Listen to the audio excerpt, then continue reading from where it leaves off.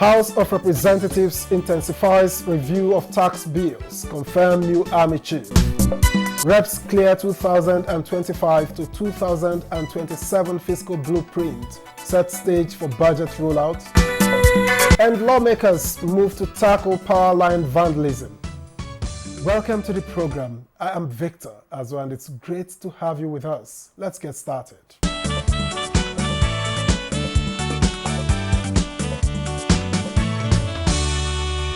The House of Representatives has agreed to deepen consultations on 4 key tax reform bills submitted by President Bola Tinubu.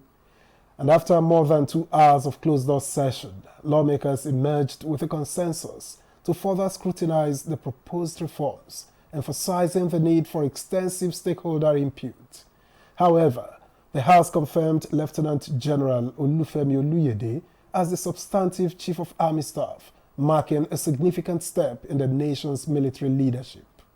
For the most part of Thursday's plenary, lawmakers were in executive session. The crux of the matter is the 4 tax reform bills submitted by President Tinubu and the socio-economic implications.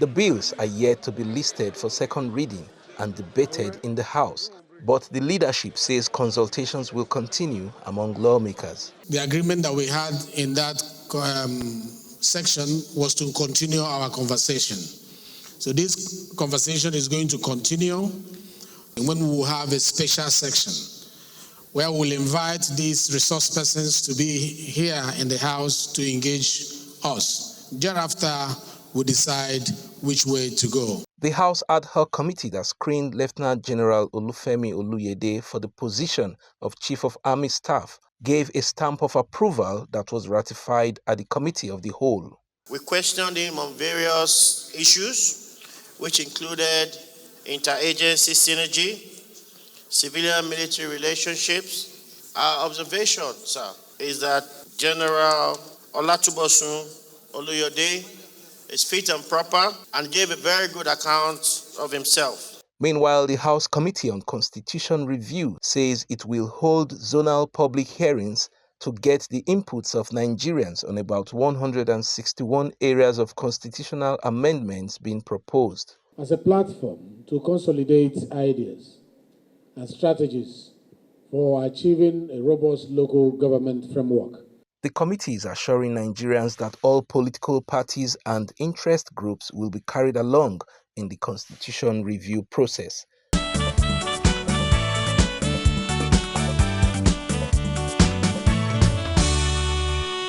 The path to the 2025 appropriation bill gained traction last Wednesday as the House of Representatives approved the Medium-Term Expenditure Framework, MTEF, and Fiscal Strategy Paper, FSP, for 2025 to 2027. The document submitted by President Bola Tinubu outlines key fiscal assumptions and policy directions that will shape Nigeria's financial planning over the next 3 years.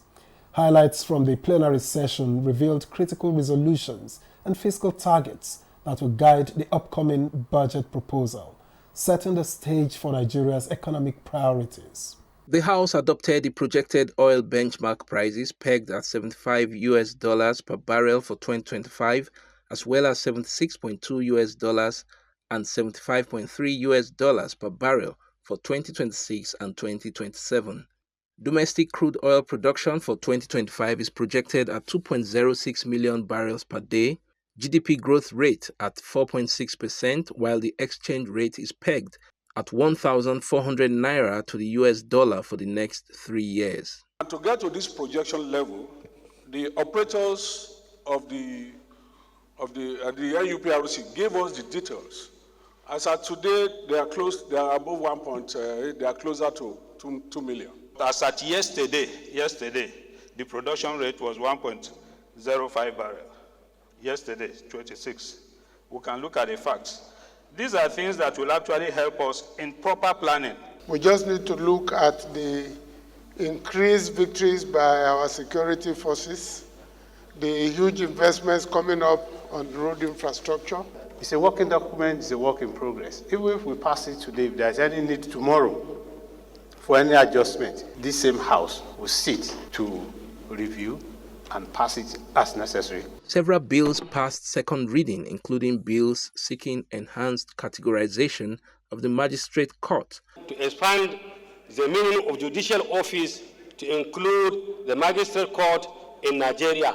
A bill to provide for incorporation of risk management function in all government bodies in Nigeria and for related matters. Lawmakers adopted a motion seeking construction of the 75-kilometer Gaidam-Damasak road to ease socio-economic activities. If in the event there is still delay on the part of the Federal Ministry of Works, the House should urge the Northeast Development Commission to intervene as these roads needed a very urgent attention from the government, sir. The House also adopted a motion for urgent legislative action to back the presidential CNG initiative and prevent further loss of lives due to the use of substandard CNG tanks in some parts of the country.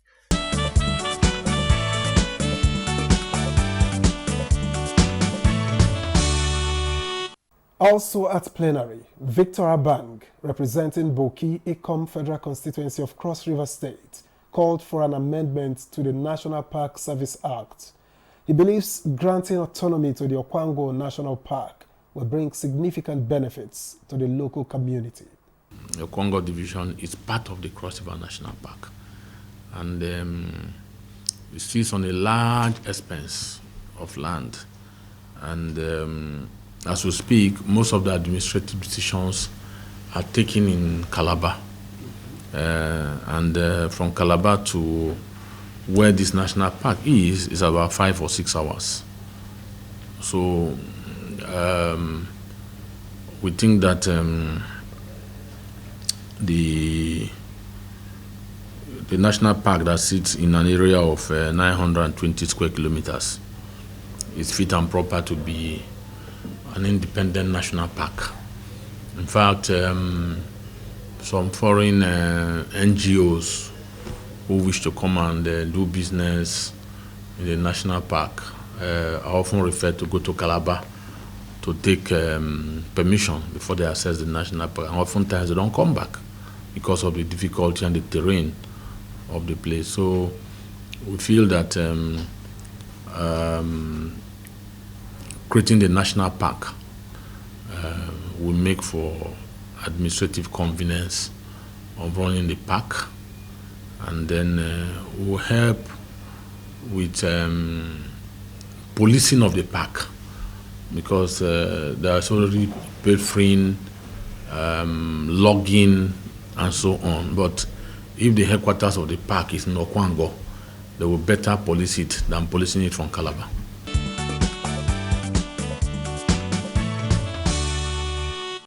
We have taken first reading. Today we took the second reading, and unanimously the House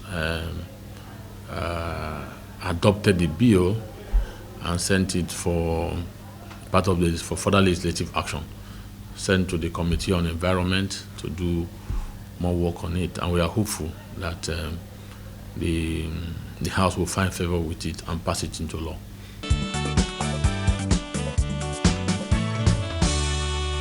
The National Park employs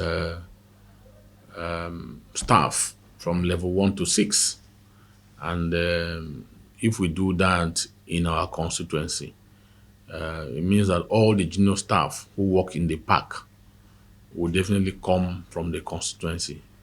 So by and large, to create employment opportunities for teeming youths of our constituency who desire to work in the park.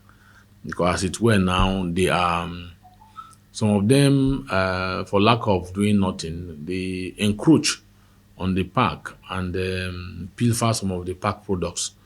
But with a situation where they can be taken into employment in the park and meaningfully engaged, that will be a thing of the past.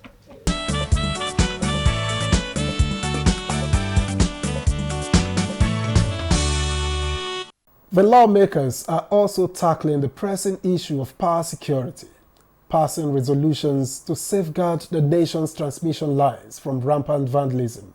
a step seen as critical to averting widespread blackouts. They are the ones who co-sponsor this bill. Lawmakers adorn orange mufflers in solidarity with 16 days of activism against gender-based violence.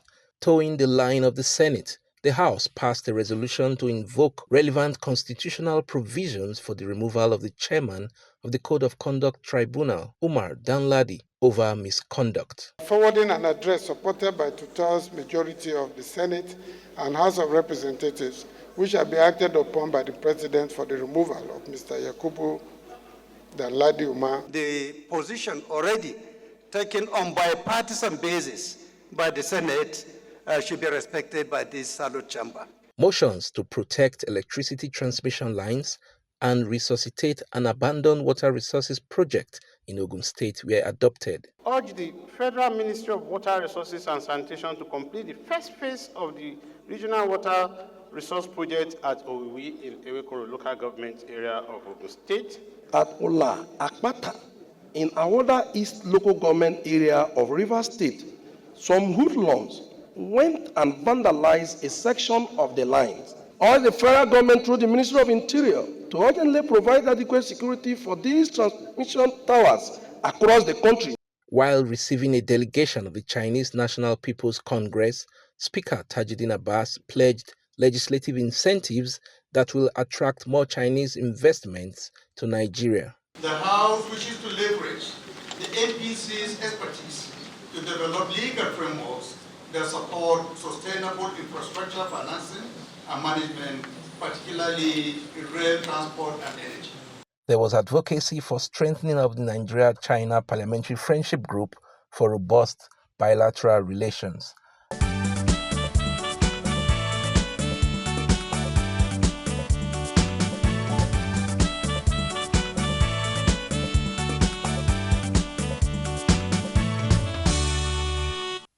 On legislative terms and tools, we turn to the chairman of the House Committee on Rules and Business, Francis Waive, to break down the meaning of an omnibus bill in legislative parlance. Let's hear from him.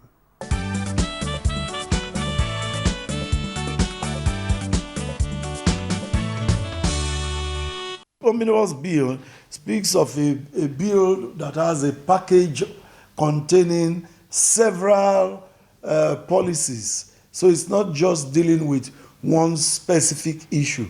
Such a bill will deal with several issues. Even in one particular bill, you could have an omnibus clause that deals with several things that relates to that matter. But then there's some bills are referred to as omnibus because they deal with several issues. So such bills that don't deal with one particular matter are regarded to be omnibus, to deal with several matters at the same time.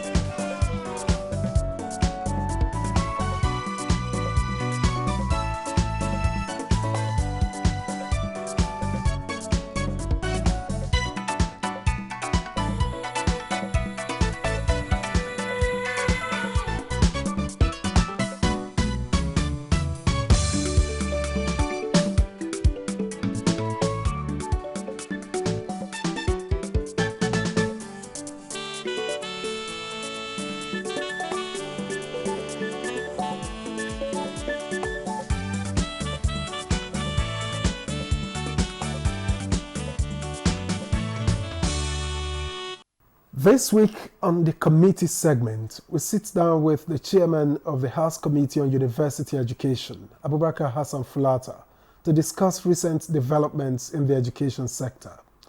A seasoned academic turned politician, Fulata offers insights into policy shifts and their potential impact on Nigeria's higher institutions.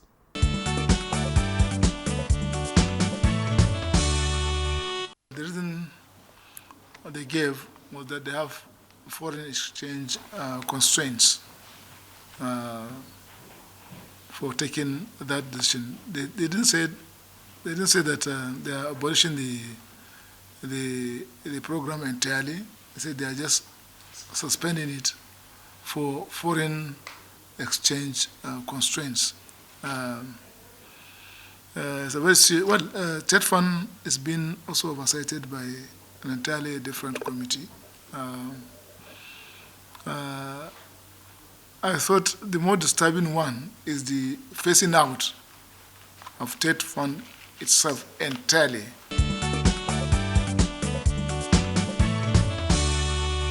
If the tax reform bill being proposed succeeds, TED Fund itself as an institution will cease to exist in the next 3 years.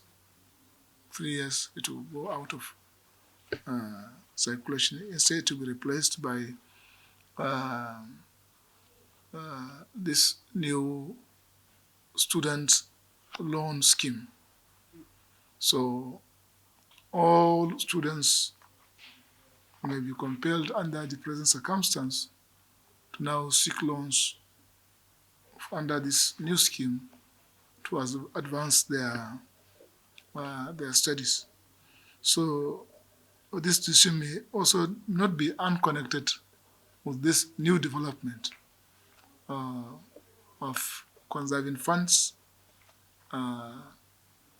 for other uses before the final rounding up of the fund itself entirely.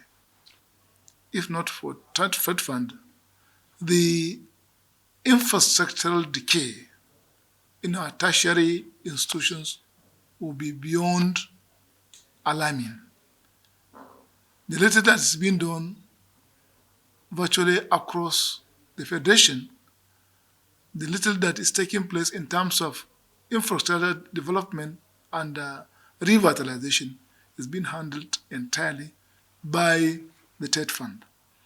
The annual budgetary allocations, capital allocations to institutions of higher learning from colleges of education, polytechnics, and universities are so paltry that they cannot impact in any meaningful way the development of education.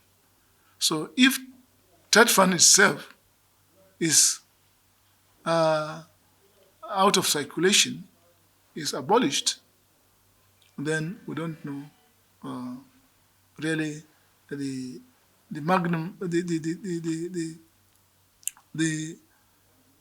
real negative implications of this action will bring onto the tertiary educational system. It's beyond alignment. There is no word to describe the vacuum that the absence of TED Fund will create. There is no word to describe the final the implication of this action. Certainly, it is beyond comment.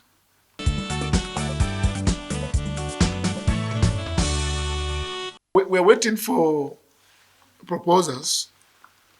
The President has just submitted his medium-term expenditure framework and fiscal strategy paper. Those issues have not been canvassed outrightly. But TED Fund is also not part of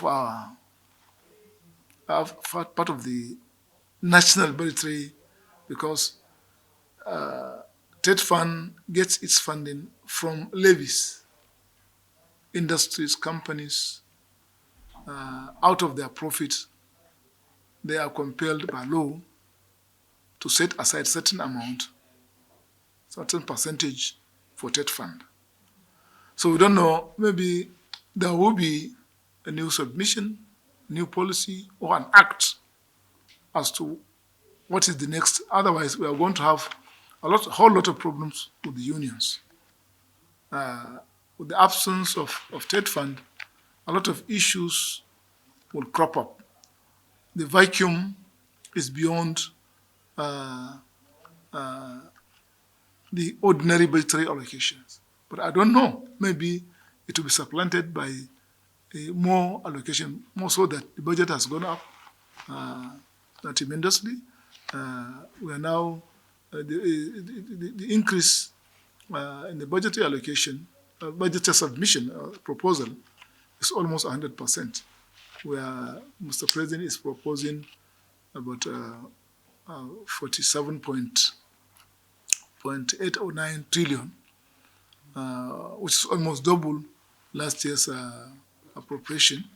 It may still go up if we look at the threshold of the benchmark.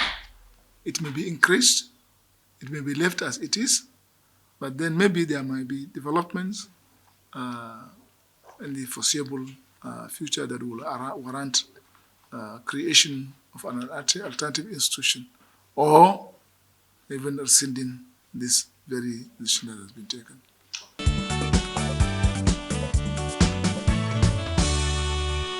Yeah, they can both exist. Mark you, Trade Fund was the creation of a bitter struggle by the various unions, but especially Academic Staff Union of Universities, ASU.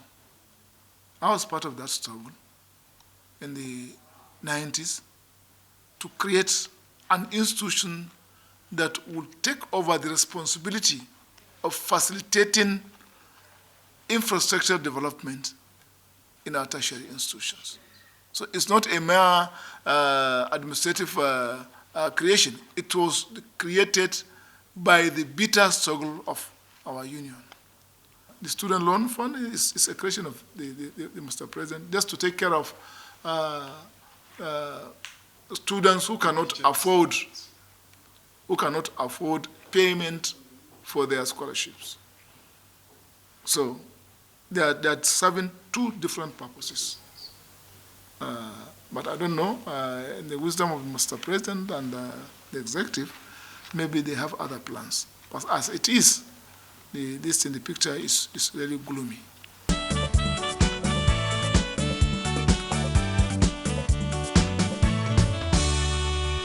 And that's it for this week's edition of You and Your Reps. Remember, the conversations don't end here. Stay informed and stay engaged. Until next time, I am Victor Azo, thanking you for watching.